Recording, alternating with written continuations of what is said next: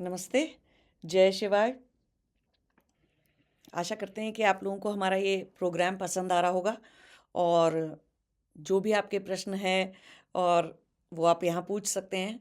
आज फिर हमारे साथ योगिनी जी हैं, जो कि कुछ सवाल पूछने वाली हैं और उनका आंसर किया जाएगा। योगिनी जी प्रणाम। आज आप क्या पी रही हैं स्मूदी? कौन सी स्मूदी पी रही हैं? मैं पानी पी रही हूँ आज अपना। आज थोड़ी चीटिंग वाली स्मूदी है, चॉकलेट। चॉकलेट? नहीं, वो भी वेजिटेरियन है। कोकोआ प्लांट से ही बनता है। कोको वैसे अच्छा भी रहता है अच्छा भी हेल्थ के होता है लिए हेल्थ के बोलते लिए। हाँ, हर चीज़ लिमिट में अच्छी है।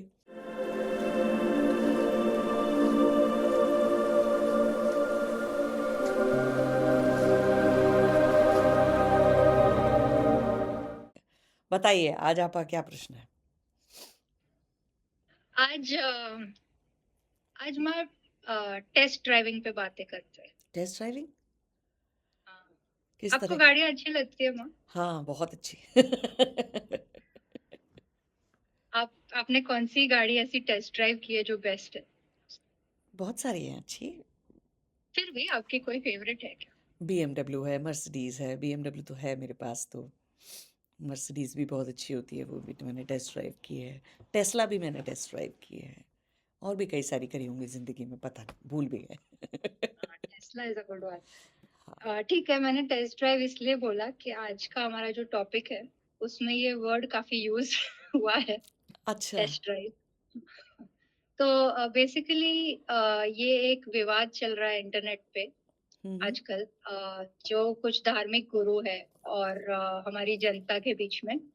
और इन धार्मिक गुरुओं का ये कहना है कि गर्लफ्रेंड या बॉयफ्रेंड होना ये अपवित्र है, अधार्मिक है और सनातन धर्म के खिलाफ है।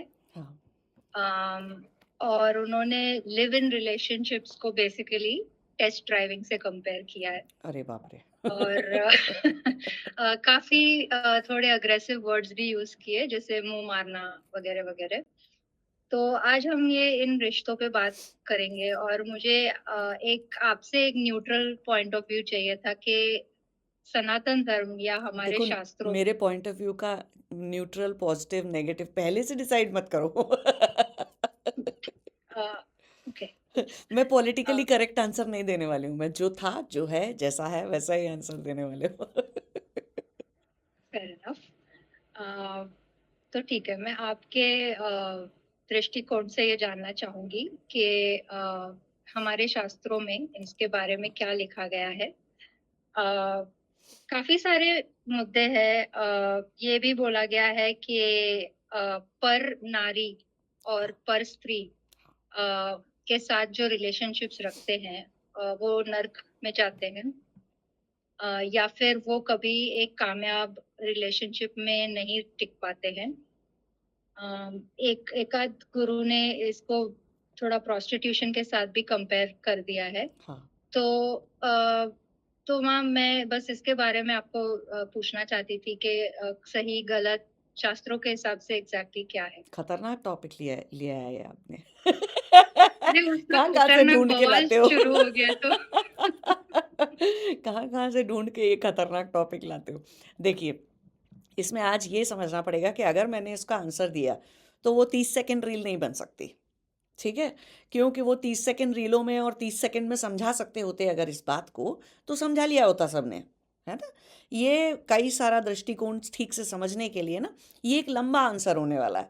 तो आज और कोई क्वेश्चन नहीं पूछने वाले हो आप फिर। ठीक है? मैं इसी को डिटेल में आंसर करूंगी। और दूसरी बात, मैं पॉलिटिकली करेक्ट आंसर नहीं देने वाली हूँ। भारत में या कहीं पर भी ये जो सनातन को लेके एक हिस्टीरिया चल रहा है ना, और जो एक पॉलिटिसाइजेशन चल रहा है सब चीज़ों का, मैं उस तरह का कोई आंसर नहीं देने वाली। मैं वो बताने वाली हूँ जो शास्त्रों में लिखा है। और इसके ऊपर एक्चुअली मैंने एक आर्टिकल भी लिखा है, जो कि बीइंग शिवा ब्लॉग के ऊपर पड़ा हुआ है। उसका लिंक हम नीचे डिस्क्रिप्शन में दे देंगे, तो जिसको अंग्रेज़ी में आर्टिकल पढ़ना है पढ़ सकते हैं। फिर मैं कभी फुर्सत मिलेगी तो मैं उस आर्टिकल को हिंदी में भी पब्लिश कर दूंगी ब्लॉग के ऊपर। तो हिंदी भाषा जो समझते हैं वो ज़्यादा, उनको पढ़ने में आसानी रहती है, तो वो भी देख सकते हैं। लेकिन हाँ, ये एक लंबा आंसर होने वाला है। ठीक है? देखिए, पुराने अगर हम याज्ञवल्क्य की स्मृति पढ़ते हैं, मनु स्मृति पढ़ते हैं, आपस्तंभ स्मृति पढ़ते हैं, या कोई सी भी धर्म की स्मृति उठा लो आप, है ना, 10-12 स्मृतियाँ आज की डेट में जिनकी ओरिजिनल मैन्यूस्क्रिप्ट अवेलेबल है, सी 10-12 स्मृतियाँ हैं। तो उनको उठा लो, उसमें धर्म की बातें, समाज को कैसे चलाना चाहिए, समाज में क्या व्यवस्था कैसे होनी चाहिए, है ना, लोगों को किस तरफ प्रयास करना चाहिए, क्योंकि कोई भी शास्त्र लिखा गया, कुछ भी चीज़ लिखी गई, उसमें 3 ही बातें थी। क्या बातें थी? धर्मशास्त्र समाज में क्या स्थापित करने की बात कर रहे थे। जब हम कहते हैं ना समाज में ऑर्डर होना चाहिए, है ना, लॉ एंड ऑर्डर होना चाहिए, सब कुछ होना चाहिए, या फिर तो वो उनका दृष्टिकोण क्या था? तो उनका दृष्टिकोण एक ही था, हर चीज़ को धर्म के कांटे पे रख के देखना, धर्म से नापना और तोलना कि क्या अधार्मिक है और क्या धार्मिक है। तो अधार्मिक और धार्मिक 2 ही चीज़ों से हर बात को वो नापते तोलते थे। फिर उसके बाद दूसरी चीज़ से क्या नापते तोलते थे, उनका वो ये नहीं देखते थे बहुत ज़्यादा कि सरफेस लेवल पे या एक्शन करने में, है ना, क्या क्या कर्म क्या कर लिया आपने। कर्म हमेशा कहाँ से हो रहे हैं? चित्त से हो रहे हैं।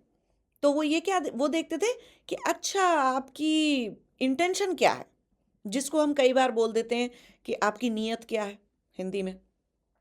तो ऐसे आपकी आपके अंदर से इच्छा क्या है, आपकी आपकी रियल वो क्या है, अंदर से डिज़ायर क्या है, या आपकी नीयत क्या है, या आपका इंटेंशन क्या है ना, आप चाहते क्या हो असली में। तो वो इंटेंशन से नापते तोलते थे। तो एक हो गया धर्म का स्केल, धर्म का पैरामीटर। दूसरा हो गया आपका नापने तोलने का या किसी चीज़ को दृष्टिकोण को देखने का कि आपकी इंटेंशन क्या है। तीसरा हो गया सामाजिक व्यवस्था, ठीक है, और सच्चाई को एक्सेप्ट करना, ह्यूमन नेचर को एक्सेप्ट करना। तो वो 3 ही दृष्टिकोण रखते थे हर चीज़ के लिए। तो अब उसमें अगर देखा जाए तो सबसे पहले तो उन्होंने ये सारे जो मैंने नाम लिए, आपस्तंभ स्मृति, मनु स्मृति, याज्ञवल्क्य स्मृति, जितनी भी ये स्मृतियाँ हैं, या महाभारत उठा उठा लो, या रामायण उठा लो, आप कुछ भी उठा लो, है ना। तो आप क्या देखोगे उसके अंदर कि पहले तो उन्होंने 8 तरह के विवाह बताए, ठीक है।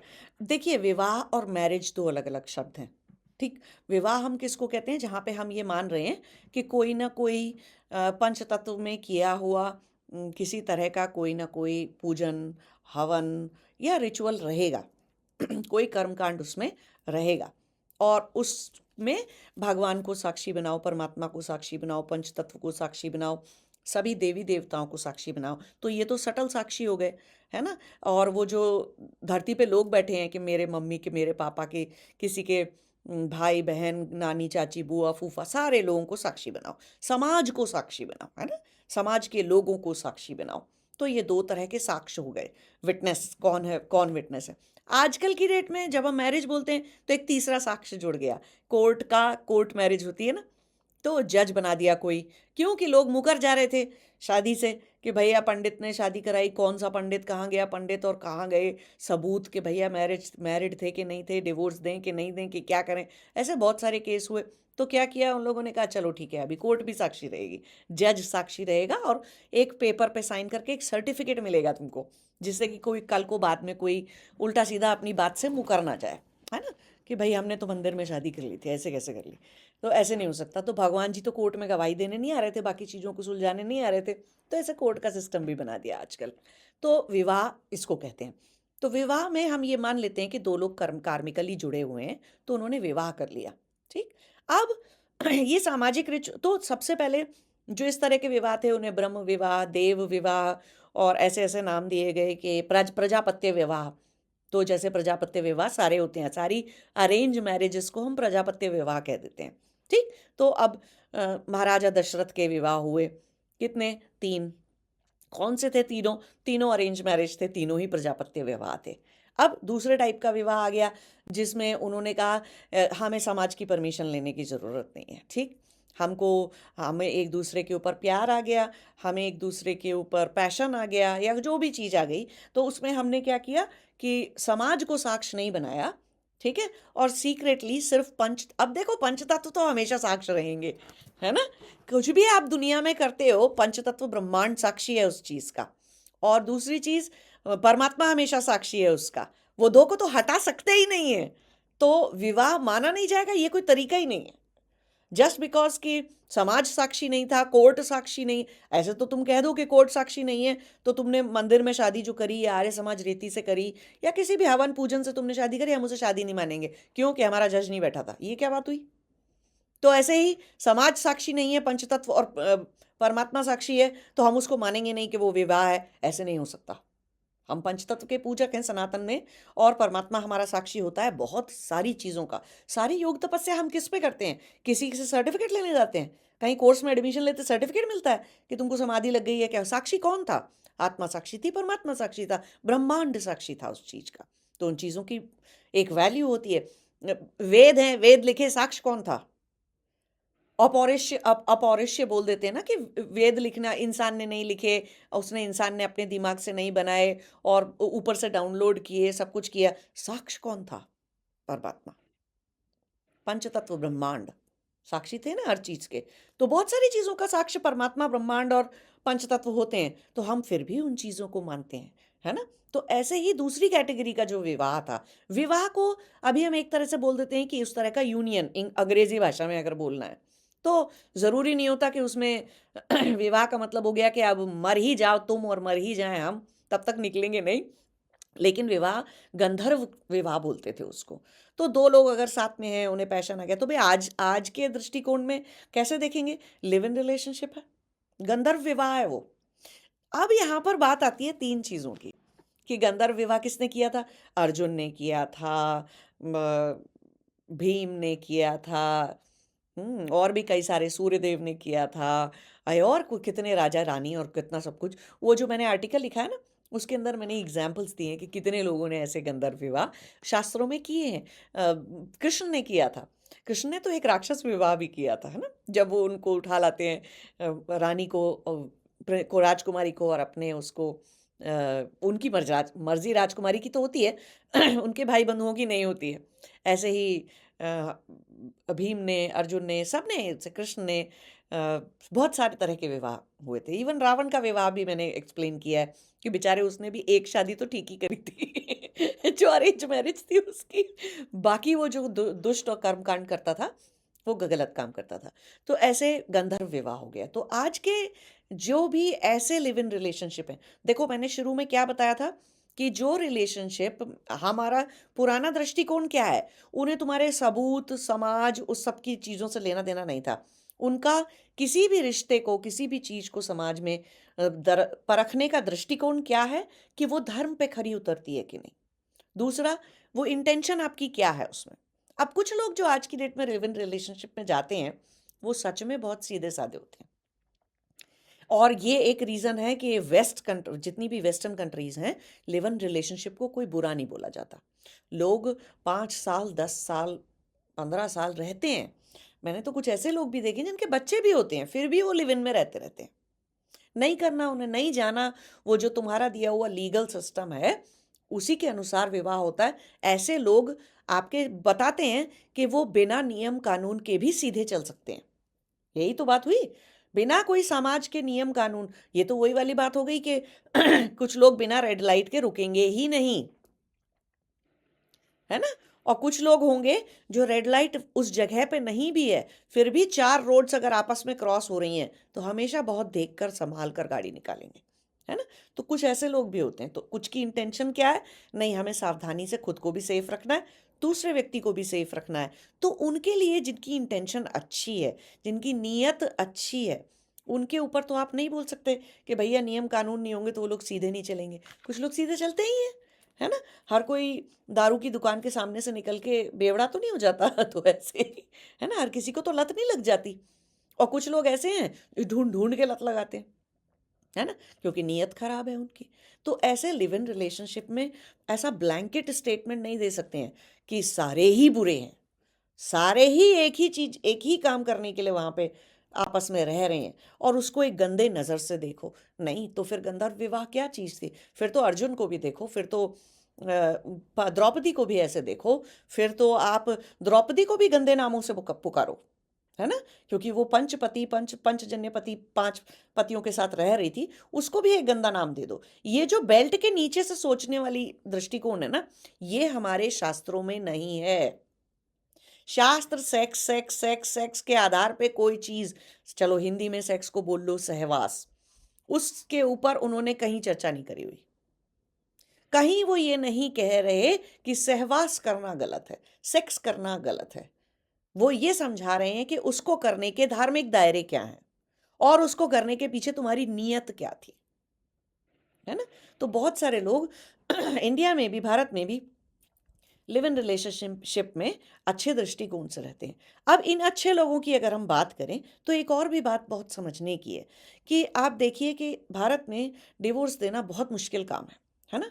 क्योंकि वो कानून व्यवस्था हमारी इतनी सड़ी गली है कि वो जाने कब से, और कितने पैसे खर्च होते हैं, कितने वकीलों के चक्कर काटने पड़ते हैं, कितना पैसे का, लाइफ का और समय की, वक्त की बर्बादी है ना? नहीं तो अभी भारत में कह दो कि 15 दिन में डिवोर्स मिल जाएगा, तो जरा देखना लाइन कितनी लंबी होगी, क्योंकि बहुत सारे लोग रिश्तों को ढो रहे हैं, है ना? और गलत कानूनों की वजह से समाज के अंदर वो पूरी व्यवस्था चरमरा चुकी है।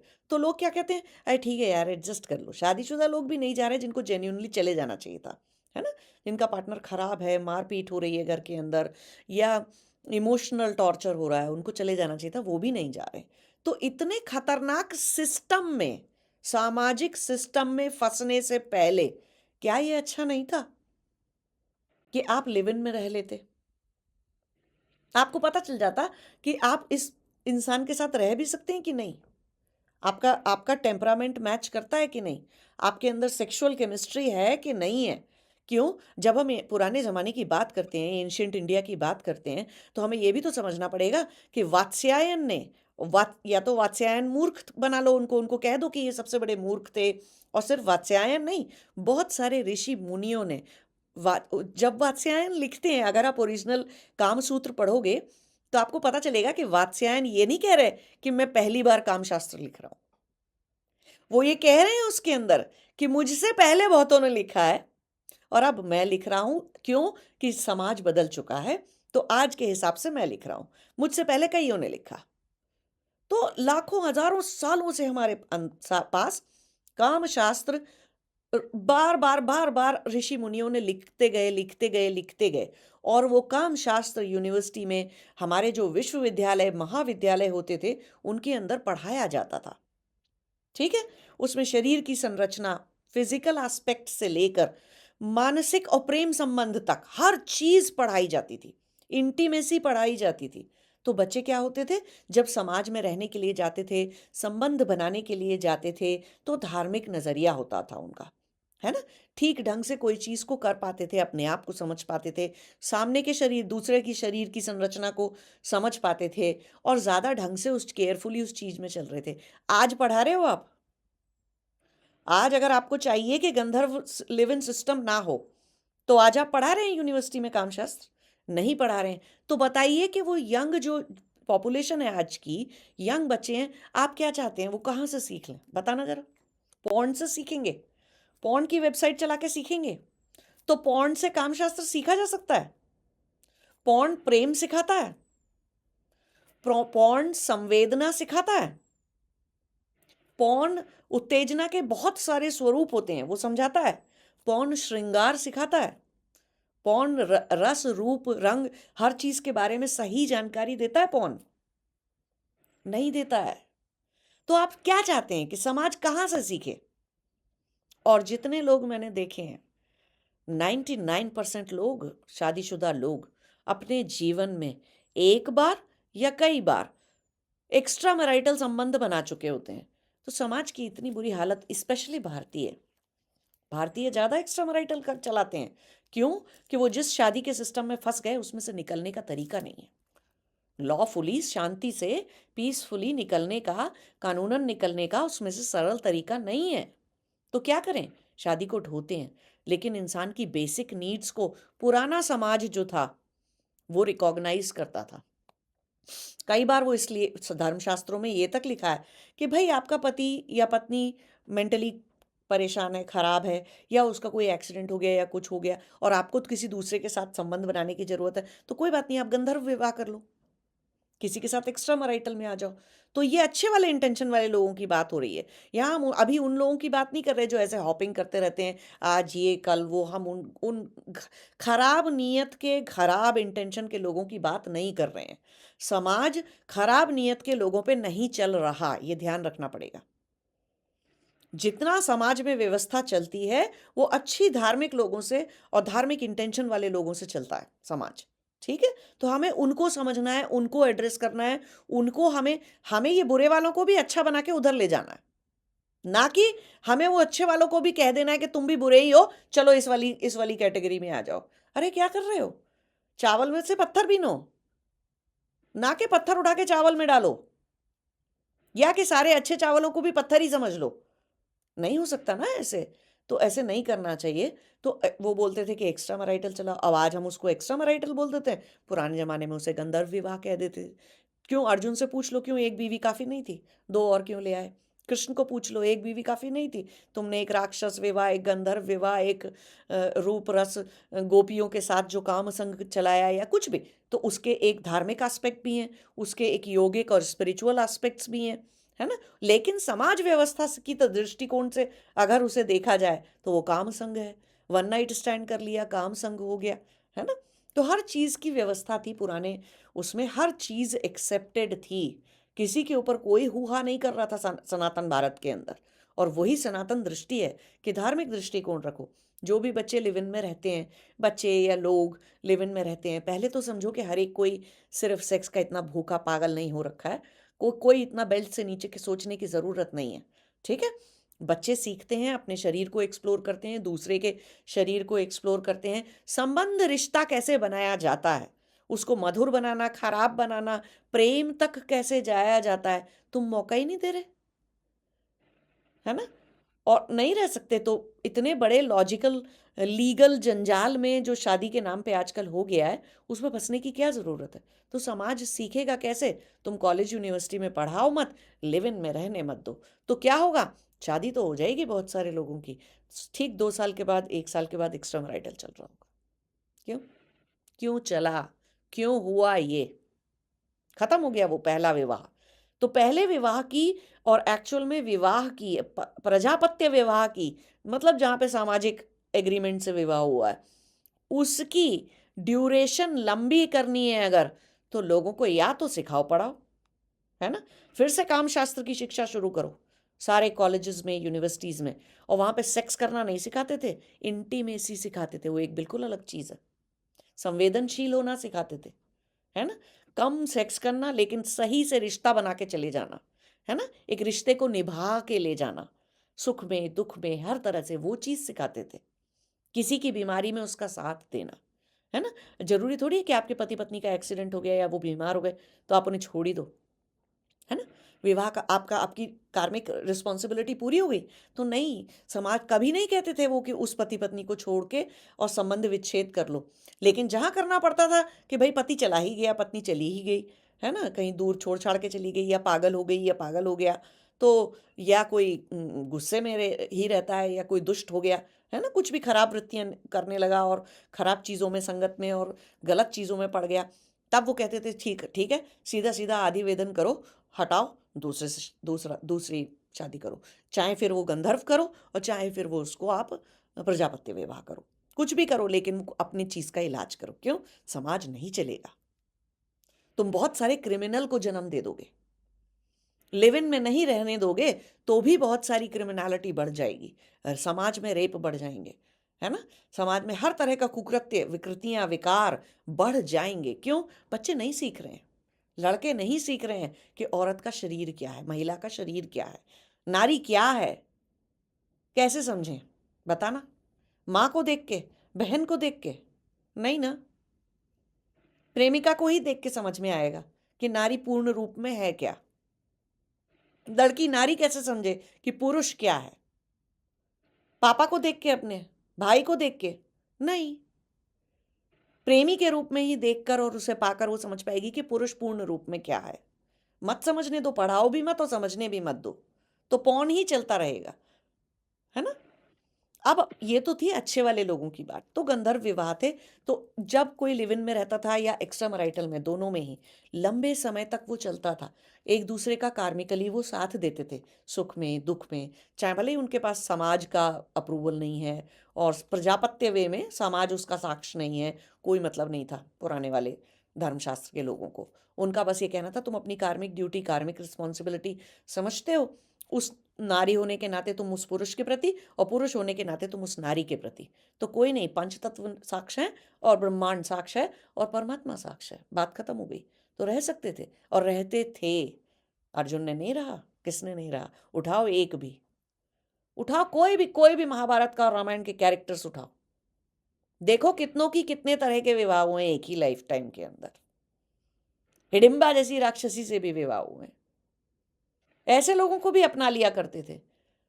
ठीक है, वो ऋषि ने अंबा और अंबालिका से शादी कर ली। वन नाइट स्टैंड वो वाल्मीकि के साथ मेनका ने जो किया था, जो इंद्र ने उसके ऊपर वो फैलाया था अपना इंद्रजाल फैला के, कि लाओ रुको, विश्वामित्र को के सामने मेनका बुलाते हैं हम, है वो क्या था? One night stand. कौन पैदा हुआ था? शकुंतला पैदा हुई थी। वो शकुंतला की कहानी कहाँ जाती है आगे चल के? वो उसी से हमारा वो लिखा गया, कितने बड़े अभिज्ञान शाकुंतल जो लिखा गया, कितना बड़ा शास्त्र शास्त्र वो उसकी, जब ऋषि उसको श्राप देते हैं कि तू भूल जाएगी, है ना? तो वो दमयंती, वो शकुंतला, कहाँ तक जा रही हैं वो सब कहानियां? कौन कौन पैदा हुए थे उससे? और सारे बच्चे लेजिटिमेट माने जाते थे। हर तरह, किसी भी तरह के संबंध से बच्चा पैदा हो, वो बच्चा क्या कहलाता था? हाँ ठीक है, ये तुम्हारा बच्चा है। क्यों? अर्जुन ने नहीं पैदा किए, कृष्ण ने नहीं पैदा किए, किसने नहीं पैदा किए बच्चे, बताना जरा। तो चलो, हम कौरवों को की साइड को नहीं गिनते हैं, हम मान लेते हैं कि कौरव तो थे ही अधार्मिक, पांडव तो धार्मिक थे, धर्म की स्थापना कर रहे थे। कितनी शादियां थी किसकी, कि और किस किस टाइप की विवाह थे? तो लिव इन रिलेशनशिप में और एक्स्ट्रा मैरिटल में कोई भी जो व्यक्ति जो है, जब लंबे समय तक रहता है ठीक, और अपनी ड्यूटी, अपना धर्म निभाता है और उसकी नीयत अच्छी है, वो इसलिए नहीं कर रहा है ये चीज़ें कि आज उसे इसके साथ, कल उसे इसके साथ, खराब नीयत से, या किसी को बहला दिया, फुसला दिया, उल्लू बना दिया और फिर उसका फ़ायदा उठा लिया, है ना? फिजिकल फ़ायदा उठा लिया, ये भी नहीं कर रहा। और आजकल लड़कियां भी ऐसा करती हैं, बहुत सारी लड़कियां ऐसी हैं, उल्लू बना के लड़कों का और फ़ायदा उठाती हैं और सब कुछ करती हैं। तो यहाँ पर मैं ये नहीं कह रही कि सब पुरुष गलत है, बहुत सारी महिलाएं भी गलत हैं इस चीज़ में, है ना? तो कोई भी, किसी की भी खराब वृत्तियां हैं, खराब इंटेंशन है और जो अधार्मिक है, तो जेंडर की बात वहां आती ही नहीं है। शास्त्रों में जेंडर कहीं एक्सप्लेन्ड नहीं है। वो कहीं नहीं कह रहे कि आपने किसके साथ सेक्सुअल संबंध बनाए, वो ये कह रहे हैं आपने धार्मिक पूर्वक बनाए, आपने अपनी कार्मिक रिस्पॉन्सिबिलिटी समझी, कि आप अगर किसी से प्रेम संबंध में, लिव इन रिलेशनशिप की वजह से या एक्स्ट्रा मैरिटल की वजह से जाते हैं, तो आप उस इंसान के प्रति, मनुष्य के प्रति जिम्मेदारी समझते हैं, कार्मिक रिस्पॉन्सिबिलिटी समझते हैं, कि आप सुख में दुख में उसके साथ रहेंगे, है ना? आप जितने भी सीक्रेट तरीके से रहना हो, आप कहीं ना कहीं उसका साथ निभा जाएंगे, चाहे फिर भले ही इमोशनली निभाना था, फिजिकली साथ में नहीं रह सकते क्योंकि समाज का अप्रूवल नहीं है, लेकिन फिर भी आप मेंटली, इमोशनली उस इंसान की ताकत है, हिम्मत है, उस इंसान से प्रेम करते हैं सच्चा, फिर चाहे वो आपके साथ रहे चाहे नहीं रहे। तो आज अगर ये सब मौके ना दो किसी को, तो कभी भी कोई रिश्ता प्रेम में नहीं बदलेगा, प्रेम नहीं सीखेंगे लोग। क्योंकि सिखाने वाले ही कहाँ बेल्ट के नीचे से बात कर रहे हैं, बेल्ट के नीचे के दृष्टिकोण से, सेक्स करने के सहवास के दृष्टिकोण से उसे देख रहे हैं, धर्म के दृष्टिकोण से, नियत के दृष्टिकोण से और कार्मिक रिस्पॉन्सिबिलिटी के दृष्टिकोण से कोई उसे देख ही नहीं रहा है उन सब चीज़ों को, है ना? तो ये सब चीज़ें थी। अब आ जाते हैं हम उन लोगों के जिनके पास शॉर्ट टर्म फ्लिंग होते हैं, है ना? लिव इन रिलेशनशिप थी 6 महीने की, 8 महीने की, चलो बोर हो गया अभी दूसरा कोई, ये गलत था। एक्स्ट्रा मैरिटल भी आज इससे चला लिया, कल उससे चला लिया, परसों उससे चला लिया, इसका मतलब प्रॉब्लम आप में है, आपके पार्टनर में नहीं, आपकी शादी में नहीं, है ना? प्रॉब्लम फिर आप जो है, ये जो फैला रहे हैं, ये फिर आपकी डिफरेंट तरह की वृत्तियां जाग गई हैं, है ना? आप बहुत ज़्यादा काम वासना से ओतप्रोत हो गए हैं। तो ऐसी चीज़ को वो क्या कहते हैं, कि ऐसी चीज़ गलत है, करना व्यभिचार है। व्यभिचार शब्द का यूज होता है वहां पर, कि ये व्यभिचार है। क्यों? कि फिर आप दूसरे की शादी मत खराब करो, सामने वाले को मत मैनिपुलेट करो, उसको फंसाओ मत, है ना? किसी को फंसाओ नहीं, उल्लू मत बनाओ, किसी को भी। बल्कि क्या करो कि अगर आपकी ऐसी ही वृत्तियां हैं और ये सब कुछ काम वासना इतनी ही बढ़ रही है आपके अंदर और अनकंट्रोलेबल हो चुकी है आपके अंदर, तो आप क्या करो, गणिकाओं के साथ जाओ। तो पहले गणिका शब्द यूज होता था, जो हम आज कहते हैं ना कि वैश्या बोल देते हैं और उसको खराब भाषा समझ लेते हैं, लेकिन एक्चुअली गणिका गणिका बोला जाना था। तो ऋषि वात्स्यायन क्या लिखते हैं कि गणिकाओं का एक बहुत ही अच्छा स्पेशल स्थान है समाज के अंदर। ठीक है। और क्यों है गणिकाओं का बहुत अच्छा स्थान समाज में? आज वो ना हो, गणिकाएं ना हो, तो बहुत सारे लोग रेप करने पे उतर आएंगे। बहुत सारे लोग चिल्ड्रंस के साथ, बच्चों के साथ सेक्सुअल अब्यूज करने पर उतर आएंगे। क्यों? कि अवेलेबिलिटी नहीं है। कहाँ और कैसे निकालें काम वासना? आप क्या सोच रहे हो सारे लोग राम के अवतार हैं, हनुमान के अवतार हैं यहाँ समाज में? नहीं। हर तरह के मनुष्य समाज में है। हर तरह के मनुष्य हर युग में पाए जाते हैं, है ना? ये सिर्फ हमारे आज के युग में नहीं हो रहा है, हर तरह के युग में हर तरह के लोग पाए जाते हैं। तो फिर आप उन लोगों को कैसे एड्रेस करोगे जिनके अंदर काम वासना, ऐसी लेडीज भी होती हैं और ऐसे आदमी भी होते हैं, ऐसे महिलाएं भी हैं, ऐसे पुरुष भी हैं बहुत सारे। तो आप उन लोगों को कैसे एड्रेस करोगे? तो वो कहते थे कि चलो गणिकाओं के पास चले जाओ, है ना? क्यों? कि गणिकाओं ने ये डिसाइड कर रखा है कि हम परमानेंट लॉन्ग टर्म पार्टनर किसी को नहीं बनाएंगे अपना, है ना? हम कार्मिक रिस्पॉन्सिबिलिटी किसी से नहीं बांधेंगे। इन अदर वर्ड्स, धर्मशास्त्र की दृष्टि से देखो तो, है ना? हम क्या करेंगे? हमारा ये काम है कि सामने वाले को अगर क्षणिक सुख चाहिए, क्षणिक कुछ घंटे का, क्षणिक का उनका मतलब एक क्षण एक पल नहीं था, काम संग 1 घंटे का, 2 घंटे का, 2 दिन का, 10 दिन का, कितना भी हो सकता है। तो हम काम संग के लिए काम संगनी बनेंगे उनकी, लोगों की। और ये हमारा इस तरह से ये हमारा काम होगा, हमें यही करना। तो कुछ गणिकाएं ऐसे डिसाइड कर लेती थी। आज जो फोर्स्ड ह्यूमन ट्रैफिकिंग और चाइल्ड अब्यूज और जो ये सब कुछ चल रहा है, हम उसकी बात नहीं कर रहे हैं ना। फोर्स्ड प्रोस्टिट्यूशन जो हो जाता है आज की डेट में, हम उसकी बात नहीं कर रहे हैं। पहले समाज में कुछ लोग अपने आप ही ऐसी व्यवस्था में चले जाते थे, कोई उनको फोर्स नहीं कर रहा था। क्यों? कि फोर्स कर रहा होता तो वो जो एक गणिका थी जो भगवान बुद्ध के पास आती है, गौतम बुद्ध के पास आती है दीक्षा लेकर, वो बनने के लिए, योगिनी बनने के लिए आती है, राइट? वो उसको दीक्षा नहीं देते, वो आ नहीं पाती, फिर गणिका मार देते उसे, है ना? उसे कोई गैंग गैंग पकड़ लेता। तो ये ऐसा सिस्टम नहीं था समाज में पहले। क्योंकि गणिका होना, और गणिकाओं के पास अगर कोई जा रहा है तो ठीक है, उसे थोड़ी सी हीन दृष्टि से देखते थे कि अरे यार क्या कर रहा है, कि इतना कामुक आदमी है, संभाल अपने आप को, है ना? इस दृष्टि से जरूर देखते थे ऐसे लोगों को कि भाई तुम क्यों अपनी ऊर्जा वेस्ट कर रहे हो, सब कुछ कर रहे हो। लेकिन वो आदमी किसी का रेप तो नहीं कर रहा, वो आदमी चिल्ड्रंस का सेक्सुअल अब्यूज तो नहीं कर रहा, है ना? वो आदमी किसी दूसरे के घर की बहू बेटियों को तो नहीं खराब कर रहा। वो आदमी अपने ही घर की बहू बेटियों पे गंदी नजर तो नहीं डाल रहा। क्योंकि उसकी जो नीड थी, जो उसकी रिक्वायरमेंट थी, जो उसकी जरूरत थी, वो सॉल्व हो गई, है ना?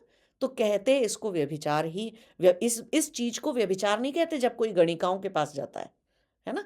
या वैलिड तरीके से कोई आदमी अपना प्रोस्टिट्यूट के पास जाता है, कॉल गर्ल के पास जाता है, किसी के पास जाता है, उसको व्यभिचार नहीं कहा जाता था। व्यभिचार के अंदर खराब इंटेंशन इन्वॉल्व थी, इंटेंशन की बात थी, नियत की बात की थी, वृत्ति की बात थी कि भाई साहब आपकी नियत ही गलत है। आपको गणिका के पास नहीं जाना है। आपको, वो जो लोग इस काम को करते हैं और इस सुविधा को देते हैं, आपको इस सुविधा को प्रोवाइड करते हैं, आपको उनके पास नहीं जाना। आपको बहू बेटियों पे गलत नजर डालनी है ना? आपको दूसरों की पत्नियों के ऊपर गलत नजर डालनी है।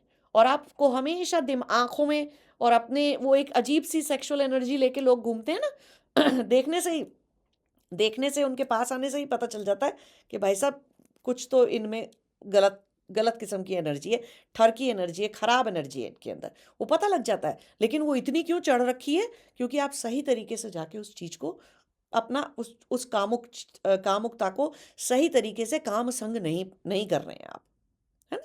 जो भी है, क्योंकि समाज में लोग कहेंगे बताओ आए दिन गणिकाओं के पास जाता है तो क्या दूसरों की बहू बेटियों को देखें? नहीं ना। तो उस चीज को व्यभिचार नहीं कहते थे। व्यभिचार कहते थे खराब इंटेंशन से दूसरों की पत्नियों के ऊपर नजर डालना। अब बात आती है एक और बहुत इंपॉर्टेंट, तो ऐसे सब था। तो लिव इन रिलेशनशिप खराब भी हो सकती है, अच्छी भी हो सकती है। जो अच्छे इंटेंशन से ठीक ढंग से कर रहे हैं वो व्यभिचार नहीं है, लेकिन जो खराब इंटेंशन से आज इसके कल उसके और ये और वो नाटक मचा रहे हैं वो व्यभिचार है। फिर तो वो शादीशुदा व्यक्ति भी व्यभिचार फैला सकता है, कोई भी व्यभिचार फैला सकता है ना। फिर आप उसको ये नहीं कह सकते हाँ ये शादीशुदा है तो इसे व्यभिचार नहीं कहेंगे, है ना। सेम चीज़ एक्स्ट्रा मैरिटल में है कि कोई इधर उधर नौटंकी कर रहा है और इधर उधर दूसरों को परेशान कर रहा है, वो सब कुछ कर रहा है, तो उसको व्यभिचार मान लिया जाता है ना। तो एक्स्ट्रा मैरिटल में, लेकिन जो लोग संबंध बना के एक्स्ट्रा मैरिटल में ज़रूरत के हिसाब से कि भाई आपका पार्टनर ठीक नहीं है, मेंटली फिट नहीं है, फिजिकली फिट नहीं है, या आपकी उससे इतनी बनती नहीं है, अब आप बच्चों की वजह से इतने बड़े लीगल सिस्टम से निकलो और वो सब करो, उसकी जगह आप गंधर्व संबंध बनाओ, गंधर्व संघ बनाओ, गंधर्व विवाह कर लो और आराम से रहते रहो, एक पार्टनर के साथ चलते रहो। आप सीधे सीधे एक एक नहीं तो 5 6 7 नहीं तो 10 साल, जितने समय आपकी ज़रूरत है कोई आपका साथ दे देगा, तो वो एक तरह का कार्मिक रिस्पॉन्सिबिलिटी हो जाती है यहाँ पर भी, है ना। कार्मिक बंधन जुड़ जाता है, आप किसी के साथ भी ऐसा करते हो। और जो खराब वाले लोग हैं वो अपना व्यभिचार में आ जाते हैं, फिर वो ये सारी चीज़ें। और फिर एक लास्ट में होता था उनका ऐसे राक्षस विवाह होता था कि भाई आप किसी को ज़बरदस्ती उठा लाए, है ना। उसकी विल के अगेंस्ट आपने उठा लिया उसे, लड़की को, है ना। पुरुष जब उठा के ले आए, किडनैप करके ले आए और फिर उसके साथ उसे राक्षस विवाह कहते थे। लेकिन कृष्ण ने भी किया था, लेकिन उसमें उनकी सुभद्रा थी या नाम भूल गई मैं उनका, मेरे आर्टिकल में लिखा है, मैंने वो सब एग्जाम्पल दिए हैं, तो उनको आप पढ़ सकते हो। तो वो उनकी मर्जी थी, वो चाहती थी कि उन्हें उठा लिया जाए, क्योंकि उनका भाई उनकी शादी कहीं कोई किसी ऐसे राक्षस और किसी चीज़ से कर रहा था। उनका नहीं, मैं तो आपको समर्पित हूँ, आप मुझे ले चलिए। तो वो उनको उठा लिया उन्होंने। तो ऐसे था। अब दूसरा तो ये राक्षसी विवाह हो गया जब किडनैप विडनैप करके करते हैं। तो इसमें भी समाज में इसको कैटेगराइज क्यों किया गया, क्यों कहा कि ये विवाह था? डाल देते जेल में, पटक देते उसको, है कोई विवाह नहीं है ये तुम्हारा, है। और ये जो बच्चा पैदा हुआ तुम्हारा, तुमने अगर गलती से उसके साथ बच्चा पैदा कर लिया, तो बच्चा पैदा कर लिया तो ये तुम्हारा क्या कहते हैं उसे, नाजायज चाइल्ड बच्चा हो गया ये अभी तुम्हारा, है ना, इलेजिटिमेट चाइल्ड हो गया ये। लेकिन ऐसा नहीं था। क्यों कि नारी को कैसा समझा गया पुराने जमाने में, भाई कितना फिजिकली लड़ लेगी, है ना, कितना लड़ लेगी पुरुष से। अगर किडनैप हो ही रही है तो कितना लड़ लेगी यार, पुलिस पुरुष से उठा के ले ही जाएगा ना वो उसे। ताकतवर है, बलशाली है पुरुष, तो ले ही जाएगा। तो अब तुमने उसको उसका एक साथ, एक तो ऐसा किया तुमने, फिर तुमने उसके साथ जबरदस्ती संबंध बनाया, उसको प्रेग्नेंट किया। अब वो क्या करे बच्चा लेके, बच्चा बच्चा कहाँ जाएगी? तो ऐसे लोगों को भी माना तो विवाह ही जाता था इसे। सोचो, क्यों कि वो ये नहीं चाहते थे कि वो जो बच्चा पैदा होगा कल को तुम उसे कहो कि तुम तो घटिया औलाद हो और तुम तो कुछ हो। क्यों? एक आत्मा आई ना नीचे, आत्मा का सम्मान करना चाहिए था ना, पैदा हो गई अगर आत्मा तो ऐसे खराब नजर। और फिर उस राक्षस को भी रिस्पॉन्सिबल, जिसने ऐसा किया, वो आदमी को कार्मिकली रिस्पॉन्सिबल भी ठहराना था कि बेटा अब तुम इसका इसका लालन पालन करो और इस बच्चे का ध्यान रखो और कुछ ना कुछ सिखाओ, क्योंकि तुम पिता हो गए। चाहे भले ही तुमने कामुक वेग में आके ऐसा किया, पिता तो तुम हो गए।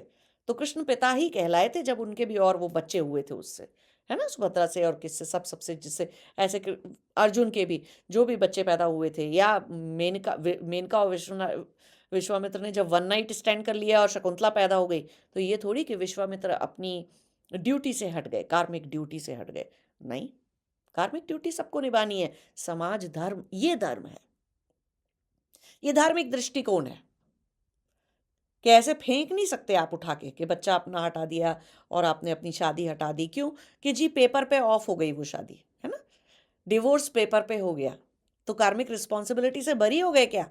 नहीं हुए, आप कभी नहीं होंगे।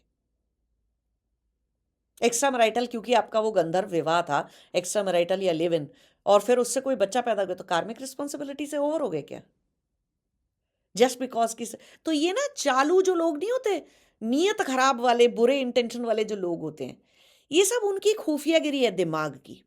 ये सब दिमाग के प्रपंच हैं कि भाई पेपर पे हट गए, अब लिव इन में थे, बच्चा पैदा हो गया, अब हम नहीं रह रहे, हमारी मिस रिस्पॉन्सिबिलिटी नहीं है, हमें क्या पता किसका बच्चा। ये जो इस तरह के बेकार के लोग हैं ना, वो हर रिश्ते को बिगाड़ देते हैं, चाहे वो किसी भी तरह का विवाह हो, वो हर रिश्ते को कार्मिकली धार्मिक नजरिए से बिगाड़ ही देते हैं। फिर राक्षस हो गया। सबसे खराब विवाह जिसके लिए समाज में उन्होंने कहा ये किसी को नहीं करना है, वो था पैशाचिक विवाह विवाह। वो क्या था? लड़की को बेहोश कर दो और उसके साथ सेक्स करो और उसको प्रेग्नेंट कर दो, उसके साथ सेक्सुअल संबंध बना लो, शारीरिक संबंध बना लो, उसको बेहोश करके या उसको मार कूट के प्रताड़ित करके शरीर से बहुत, या और इस चीज फिर इस केस में देखो कितनी अजीब बात है। एक्चुअली अगर इसे मॉडर्न टर्म्स में ट्रांसलेट करो तो ये एक्चुअली रेप है, राइट? तुमने मार कूट के भयातुर करके, भय में आ गई ना लेडी, तुमने उसके ऊपर जोर जबरदस्ती करके तुमने उसके साथ संबंध बनाया। देखो कहते इसको भी वो विवाह थे, समझ रहे हो? तो क्या कहते थे, और लेकिन इस चीज को कंडेम भी करते थे, ये किसी को नहीं करना है, इससे नरक में जाते हैं। तो जितने लोग पैशाचिक विवाह में करते थे, वो जो 3-4 नरक बनाए उन्होंने, रौरव नरक, अंध तामेश और तामेश और जाने कौन कौन से भयानक नरक जो उन्होंने समझाए, वो 2 तरह के लोगों के लिए थे। एक तरह से देखा जाए तो एक वो जो व्यभिचारी हैं, है ना, फिर चाहे वो कोई से भी विवाह में हो, व्यभिचार चल रहा है उनका, है ना, तो उनके लिए वो नरक थे। दूसरे किसके लिए वो नरक थे? वो नरक थे इस तरह के पैशाचिक विवाह या बलात्कारी लोगों के लिए। बलात्कार है ना ये, हम जिसे पैशाचिक विवाह कह रहे हैं। देखो वो इसको विवाह क्यों कहते थे पता है? वो पुराने जमाने में जब आप धर्मशास्त्र पढ़ते हो, बड़ी मजेदार चीज है, मैंने कहा ये तो आज भी होना चाहिए। कोई भी व्यक्ति जो ऐसा पैशाचिक विवाह कर लेता था, या एक तरह से कह दो आज की मॉडर्न भाषा में रेप कर देता था किसी का, और उससे अगर बच्चा पैदा हो जाए या ना भी पैदा हो, पता है उस आदमी की सारी संपत्ति वो महिला को दे दी जाती थी और उसको निकाल देते थे गांव से, और पूरा गांव पूरा समाज मिलके, अगर उसका बच्चा पैदा हो गया और वो खतरनाक हालत में है, या वो कम उम्र की थी और एबॉर्शन नहीं कराया जा सकता, तो वो नहीं करने देते थे। पूरा समाज उसके बच्चे को पालता था, पूरा समाज उसको सपोर्ट करता था कि चलो तुम्हारे साथ इतना बुरा हो गया, चलो हम जो है कोई परेशानी की बात नहीं है, हम तुम्हारा ध्यान रखेंगे। तो उसको मेंटली उस ट्रॉमा से बाहर लाना, है ना, पूरा समाज एक परिवार का काम करता था, पूरा गांव एक परिवार का काम करता था कि हम तुमको उस मेंटल ट्रॉमा से बाहर। कोई उसको ये नहीं कहता था कि और जाओ अकेले और घूमो सड़कों पे अकेले, मतलब क्या समाज में राक्षस भरे पड़े हैं? मत पहनो ये छोटे कपड़े और ये मत पहनो। अरे पहले तो ब्लाउज ही नहीं होता था, होता था कि कहीं पे किसी भी देवी देवता की पुरानी मूर्ति उठा लो, भतेरी तो ब्रिटिश म्यूजियम में रखी है, भतेरी ऑस्ट्रेलिया के म्यूजियम में भी देखी मैंने, किसी भी गणिका या स्त्री के ऊपर ब्लाउज ही नहीं पहना रखा है, तो वक्ष स्थल भी नहीं, बल्कि मैंने देखा आदमी लोगों ने एक वो पहन रखा है अंग वस्त्र। तो पहले बिना अंग वस्त्र या अंग वस्त्र पहने बिना भी स्त्री रहती थी, कोई तो बोला उसको अभी कि समाज में। तो ये एक्चुअली सच में अगर मैं बताऊं तो ये जो मानसिकता है ना कि बेल्ट के नीचे से दो दो व्यक्तियों को देखते रहना, हर रिश्ते, हर नारी और पुरुष के हर तरह के संबंध को सिर्फ और सिर्फ सहवास की दृष्टि से देखते रहना, और कुछ ऐसा खराब ही करेंगे, ये तो सनातन नहीं है, ये नहीं है, वो नहीं है, इस दृष्टि से जो लोग देखते हैं ना, वो सनातन, उन्होंने धर्मशास्त्र नहीं पढ़े, ठीक से कुछ भी नहीं पढ़ा, व्यभिचार नहीं समझा, बाहर के पाश्चात्य देशों की सभ्यताओं को भी ठीक से देखा नहीं, समझा नहीं, क्या अच्छा है क्या बुरा है, और समाज में देखना समझना चाहिए। और उन्होंने कभी प्रेम को भी नहीं समझा, उन्होंने कभी रिश्तों की मजबूरी नहीं समझी, रिश्ते नहीं समझे। उन्हें ये नहीं पता चला कि एक पति को अगर उसके बेचारे की टांग टूट गई या उसको कुछ हो गया, तो हमने अगर गंधर्व, या वो कुछ नहीं कर पा रहा या नहीं कर पा रही वो लेडी, क्या उसको छोड़ देना कार्मिकली सही होता, धार्मिक होता? क्या हो गया अगर हमने गांधर्व संबंध बना लिया, क्या हो गया उससे? वो बच्चे अपने बाप के पास रह गए, वो बच्चे अपनी माँ के साथ रह गए, है ना? धर्म था ये, कर्म था ये, कि तुम्हारी ड्यूटी थी कि ये अगर कल को दिमाग का पैदल टेढ़ा मेढ़ा भी हो जाए, फिर भी अगर रहने लायक है तो चलो रह लो यार, गंधर्व संबंध से हमारा काम चलता है ना? या पेपर पे डिवोर्स हो गया और फिर तुमने उस इंसान का ऐसा त्याग किया जैसे कि बस दूध में से मक्खी निकाल दी, तो देखना अगले जन्म में मिलेगा जरूर फिर से वही मिलने वाला है। तो कहीं ना कहीं बातचीत रखते, चलो एक इंसान के साथ एक इंसान होने का रिश्ता निभा लेते। अगर अब बात दोनों तरफ आती है ना, कोई एक ही नहीं निभा सकता सब कुछ, कोई एक ही सब कुछ धार्मिक तरीके से नहीं चल सकता है, उसमें दूसरा भी चलना चाहिए। तो वो रिश्ता एक इंसानी तौर लेवल पे आ जाता, है ना? बजाय एक दूसरे के जानी दुश्मन बन जाने के, तो इंसान बन के रह लेते। तो ये सारी बातें हैं, हर रिश्ते को ऐसे लेबल नहीं करना चाहिए। बहुत सारे लोगों की बहुत सारी मजबूरियाँ भी देखी हैं मैंने जीवन में, है ना? और उस मजबूरियों की वजह से, और वो सही चीज़ें हैं, कार्मिक दृष्टि से देखो, धार्मिक धार्मिक दृष्टि से देखो तो ठीक ही थी, ठीक? और कहीं पे अब कुछ लोग शादी के नाम पर शादी नहीं, हॉस्टेज सिचुएशन बना देते हैं, जेल बना देते हैं अपने अपने पार्टनर के लिए। तो कौन-सा बड़ा ये कोई मेडल है? ये पुराने स जस्ट बिकॉज़ आप शादीशुदा हैं, प्रजापत्य तरीके से आपका विवाह और कोर्ट तरीके से और समाज की साक्षी होने से आपका विवाह है, लेकिन एक्चुअली रहते आप जेल में हैं। मानसिक जेल है, फिज़िकल जेल है, आप तोड़ नहीं पा रहे, आप बाहर नहीं आ पा रहे, लेकिन आपने अपने आप को कोई मेडल दे रखा है, हैपीली मैरिड, और नहीं तो मैरिड हूँ मैं तो, हैं? और गंधर्व विवाह, लिव इन और ये सब क्या है, उसको आप हक़ारत की दृष्टि से देखते हैं। ये बोलो कि आप फट्टू हैं, आप में हिम्मत नहीं है। उस जेल को तोड़ तोड़ देने की, उस जेल में से निकल जाने की आप में हिम्मत नहीं है। अब आप चाहते हैं कि शास्त्र ही कह दें कि निकलना गलत था। आपके आपके डर को, है ना? आपके अंदर जो भय है, आपके अंदर जो जो भी कुछ है, उसको आपको चाहिए कि धार्मिक जो किताबें हैं, धार्मिक जो वो है, वो उसको एक अच्छा लेबल दे दें कि हम डरे तो अच्छा ही हुआ। नहीं, कुछ अच्छा नहीं हुआ। कहीं नहीं लिखा है। आधि वेदन करना एक और चीज़ होती थी, जहाँ पर कि अगर बच्चा पैदा नहीं हो रहा है, तो अ, उन शास्त्रों ने, गौतम स्मृति जो है हमारी, उसके अंदर क्लियर कट मेंशन है ये चीज़, मैंने अपने आर्टिकल में भी मेंशन करी है। तो वो ये कहते थे कि बजाय बाहर जाने के, अपने पति से बच्चा नहीं पैदा हो रहा सपोज़, वो पति के शुक्राणु कम है या बेचारे को नहीं, जो नहीं कर पा रहा वो, जो भी कुछ है, अब क्या, तो त्याग दें उसको, छोड़ दें उसको। तो वो क्या कहते थे कि कोई बात नहीं, ऐसी दृष्टि में आप अपने पति का अगर कोई भाई है, तो उसके साथ पहले संबंध बनाने की कोशिश करो, उसके साथ बच्चा पैदा करने की कोशिश करो। क्यों कह रहे थे ये चीज़? धार्मिक लीनिएज बचाने के लिए। अरे वो तो सड़क से भी जाके, किसी से भी जाके कर सकते थे, है ना? सेम चीज़ उस पे। तो कुल बचाने के लिए, कुल का वर्ण बचाने के लिए, कुल का धर्म बचाने के लिए, है ना? फिर कुल में लड़ाइयाँ ना हो उसके लिए, और समाज व्यवस्था ठीक से चलती रहे, तो वो पहले क्या कहते थे? घर में देखो, है ना? और वो एग्री करना चाहिए, ज़बरदस्ती करने को नहीं कह रहे। पता है, पति भी अगर पत्नी के ऊपर ज़बरदस्ती कर दे, चाहे भले उनका विवाह हुआ है ढंग से, प्रजापत्य तरीके से, वो भी अगर ज़बरदस्ती कर दे, sexual harassment, non consensual sex कर दे, व्यभिचार माना जाता है। तो वो ये भी कहते थे कि पति को भी ऐसा नहीं करना है। तो ये जो आजकल लोग अपना राइट समझ लेते हैं ना, जिसे हम आज की दृष्टि में मैरिटल रेप बोल देते हैं, तो समाज में वो चीज़ ना हो, तो वो व्यभिचार को धार्मिक दृष्टिकोण से देखते थे।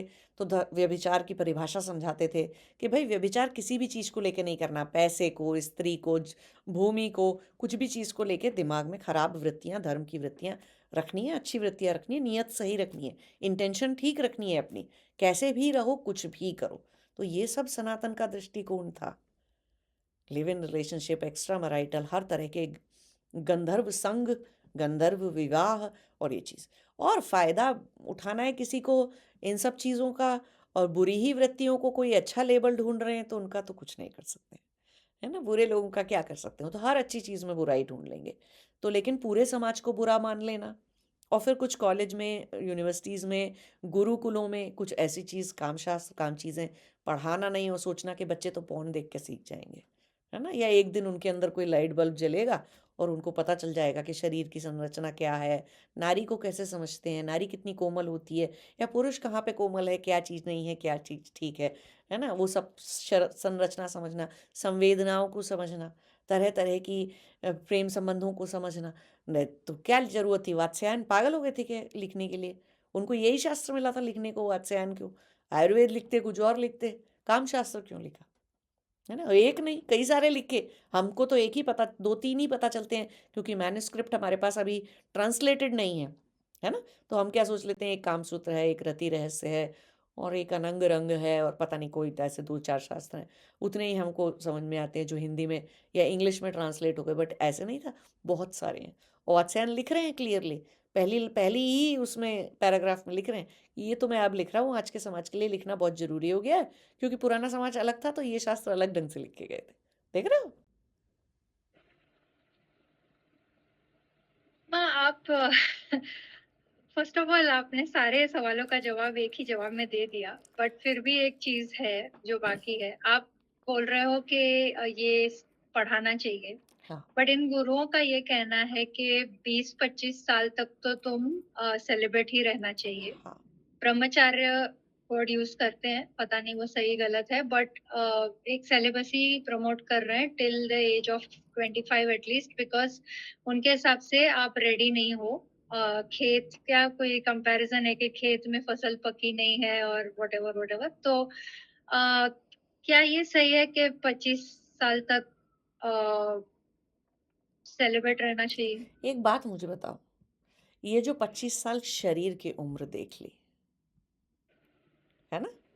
मेरे पास आज की डेट में फिर तो ये वाला रूल सिर्फ शरीर पर जिनका ध्यान केंद्रित है ना, ये फिजिकल शरीर के ऊपर, वही ऐसा रूल बना सकते हैं।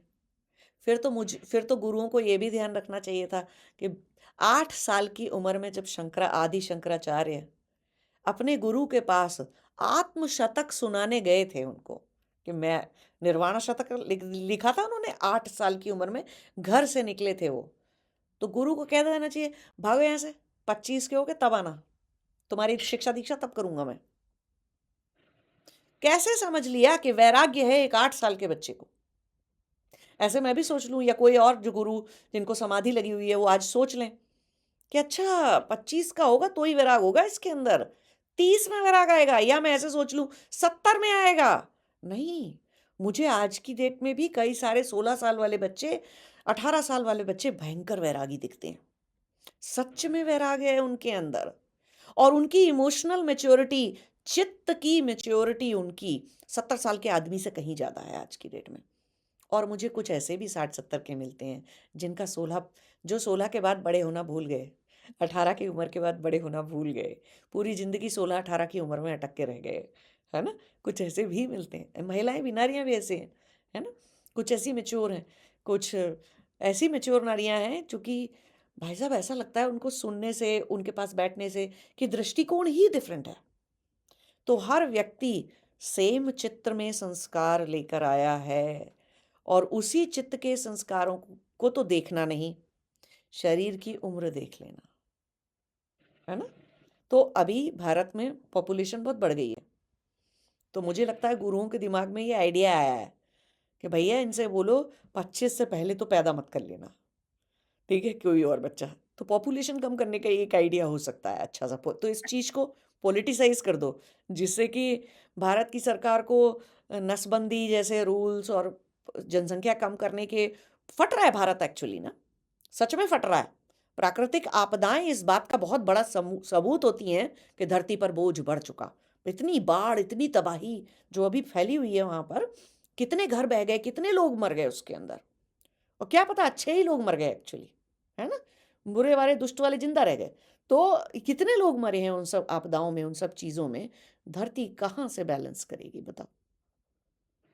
लेकिन सरकार अगर आज की डेट में रूल बना दे कि नसबंदी करा लो, या हम दो हमारे दो, या हम दो हमारा एक, चाइना की तरह से वन चाइल्ड पॉलिसी बना दे, तो भाई साहब सरकार हटा देगी ये मूर्ख लोग, प्राकृतिक आपदा से मर जाएंगे।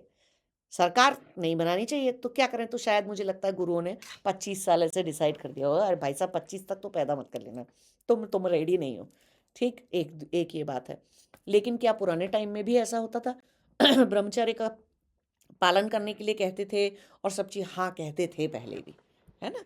लेकिन क्या उसकी उम्र 25 साल थी? और क्या तब उन युगों में ये आज का जूलियन कैलेंडर, ग्रेगोरियन कैलेंडर चलता था जिसमें 25 साल की नाप ऐसे है, एक घटिका टाइम का? अगर किसी ने हमारे टाइम के वीडियोस देखे हो जो हमने वो अजय जी के साथ बनाए हैं धर्मा डायलॉग्स के अंदर, तो अगर किसी ने देखे हो तो समझा होगा कि टाइम का नाप ही गलत, अलग अलग था।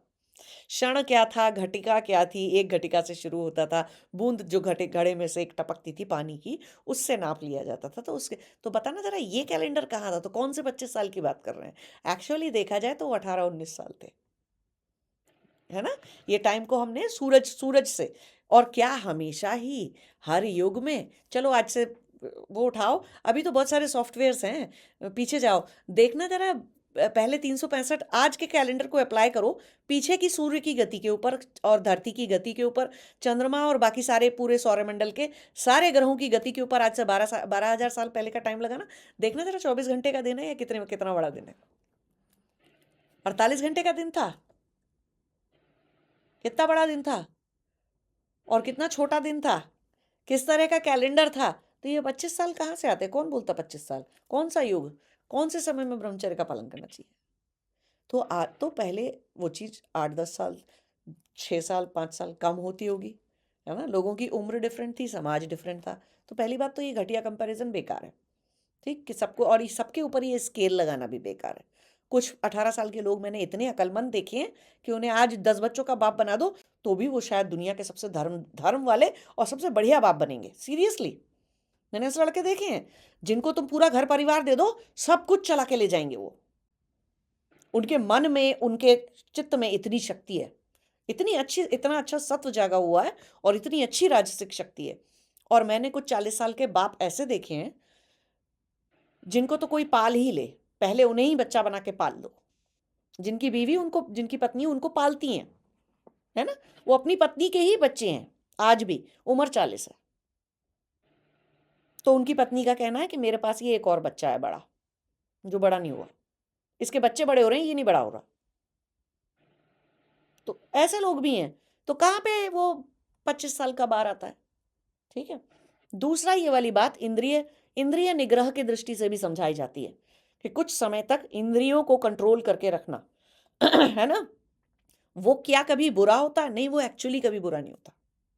फिर तो आप 15 25 क्या, 25 के बाद भी जब हम बात करते हैं ना मॉडरेशन में रहो, चाहे भले ही तुम्हारी शादी हो गई, दिन-रात सेक्स मत करते रहो, दिन-रात अपनी ऊर्जा मत निकालते रहो, कुछ मत करते रहो, तब भी तो बोलते हैं। तो इंद्रिय निग्रह का 25 में रुक जाना था क्या?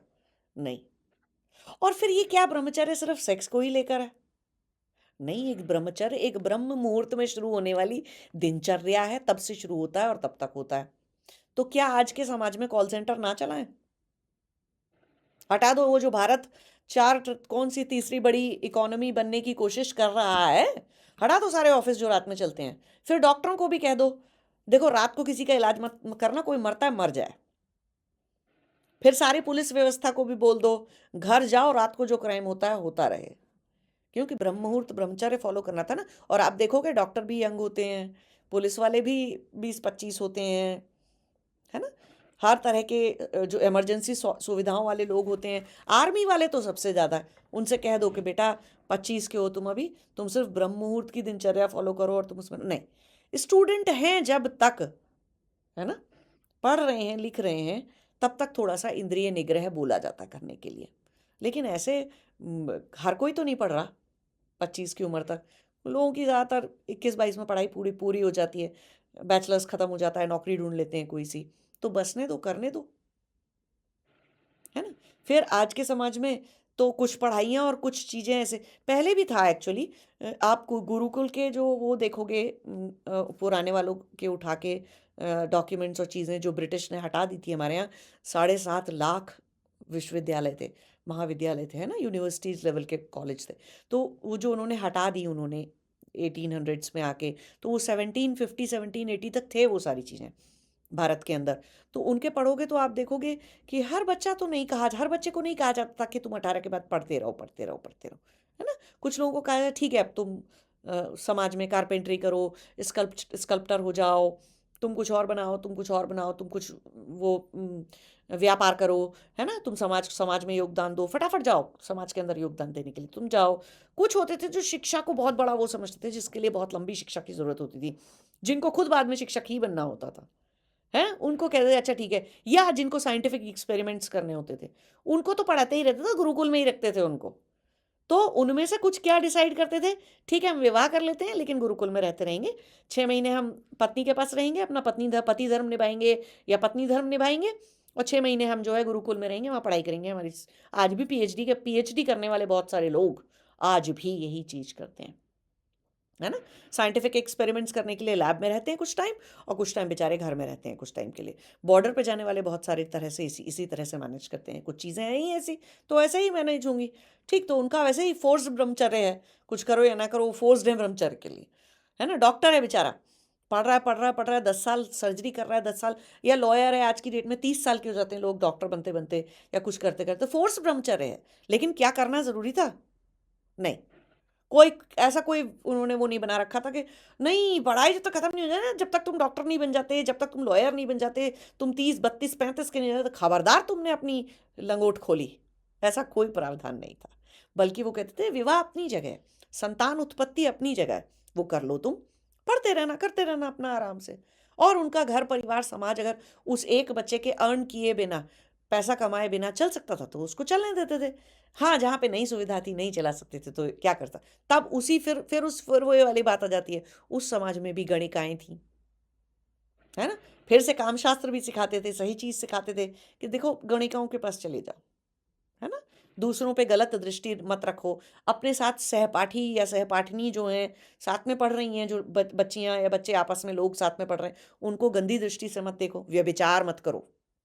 जाओ जाके गणिकाओं के पास जाओ, अपना काम करो, या विवाह कर लो, फिर चाहे गंधर्व कर लो, चाहे कुछ भी कर लो, प्रजापत्य विवाह कर लो, जो मर्जी कर लो, लेकिन या तो एक संबंध में बंध जाओ, या गणिकाओं के पास जाओ। व्यभिचार नहीं करना, बलात्कार नहीं करना, नॉन कंसेंशुअल किसी किसी की इच्छा के बिना उसके ऊपर जोर जबरदस्ती नहीं करना, है ना। गंदी मानसिकता को नहीं उत्पन्न नहीं होने देना, सही तरीके से भूख को मिटाओ, चोरी करके मत खाओ, किसी से छीन के मत खाओ। यही तो सिखाते हैं धर्मशास्त्र। ये थोड़ी कह रहे हैं खाओ ही मत। हाँ, व्रत उपवास भी बताए हैं, बट ये तो नहीं कहा जिंदगी भर भूखे ही रह लेना 10 साल। कौन रहेगा? उन्हें भी तुम इतने आयुर्वेद के शास्त्र लिखे, इतने धर्म स्पस्तियां और इतने सारे शास्त्र लिखे, वो मूर्ख थे, उनको शरीर की रिक्वायरमेंट पता ही नहीं थी, ऐसे ही लिख डाले उन्होंने सारे शास्त्र। समाज की, लोगों की जरूरतें, चित्त की वृत्तियां, ये सब नहीं पता थी तो ऐसे ही लिख गए? नहीं ना, उनको पता थी, और उनको सब कुछ एक्सेप्टेबल था। वो जानते थे कि इसमें ये चीज जागेगी, ये व्यक्ति जवान होगा, बच्चा बड़ा होगा, उसके अंदर वो जागेगी ही चीजें। तो सही तरीके से कैसे निकालना है, लर्निंग कैसे करनी है, ज्ञान कैसे अर्जन करना है, अपनी ड्यूटी, अपनी रिस्पॉन्सिबिलिटी, पढ़ाई के प्रति जो है उसे पूरी करना, माता पिता के प्रति जो है उसको पूरी करना, और शादी हो गई तो धर्म पत्नी या धर्म विवाह हो गया, या गंधर्व पत्नी गंधर्व विवाह हो गया, या गंधर्व पति हो गया, या गंधर्व प्रजापत्य पति हो गया, तो उन सबके प्रति अपनी ड्यूटियां और रिस्पॉन्सिबिलिटीज कैसे पूरी करनी है। तो धार्मिक समाज चलता रहे चारों तरफ, वो तभी हो सकता है जब सबकी ज़रूरतें पूरी हो रही हों और व्यभिचार कम हो रहा हो। तो व्यभिचार कम करना है तो ये अच्छे लोगों को ना बुरी कैटेगरी में डालना बंद करो, है ना। सबको एक ब्लैंकेट स्टेटमेंट मारना बंद करना पड़ेगा कि हर कोई इंसान जो एक्स्ट्रा मैरिटल में गया वो गलत था। नहीं है, बहुत सारे लोग मिलते हैं मुझे, बहुत लेडीज़, बहुत आदमी मिलते हैं मुझे, और मुझे अच्छा लगता है देख कर के चलो उन्होंने अपने उस खराब पति या पत्नी, जो उनके शरीर से जिनको प्रॉब्लम हो गई या मानसिक प्रॉब्लम हो गई, उन्होंने छोड़ा नहीं साथ उसका, है ना, वो चलते रहे। हाँ, कुछ आउटराइट दुष्ट हो गए, उनकी बात अलग है, उनको तो मैं भी कहती हूँ कि दुष्ट इंसान को कभी नहीं चाहिए। आयुर्वेद सबसे पहले क्या कहता है, सबसे अच्छा खाना क्या है? दुष्ट लोगों का साथ ना होना। तो दुष्ट लोगों की दुष्टता को खाना नहीं है अपने ऊपर। वो सबसे अच्छा भोजन है, प्रसन्नता सबसे अच्छा भोजन है। तो दिमाग की शांति सबसे अच्छा भोजन है। तो दिमाग की शांति कौन भंग करता है? आपके आसपास के दुष्ट लोग। तो उनसे हट जाना चाहिए, आयुर्वेद भी कहता है ये चीज़। तो ऐसे शास्त्र लिखे गए थे। तो ये सारी चीज़ें हैं। Did I answer your question? मिल गया आंसर? हाँ। ठीक है, तो आज का हम ये यहीं पे ख़त्म करते हैं। आज हमने बहुत लंबा डिस्कशन कर लिया। तो नमस्ते, जय शिवाय। और आप लोग बताइएगा कि और क्या प्रश्न आ रहे हैं इन चीज़ों को लेकर आपके। और वो जो आर्टिकल का लिंक मैंने नीचे दिया है, वो आर्टिकल ज़रूर पढ़िएगा एक बार आप सभी सभी लोग जाके। योगिनी जी बहुत-बहुत धन्यवाद। नमस्ते।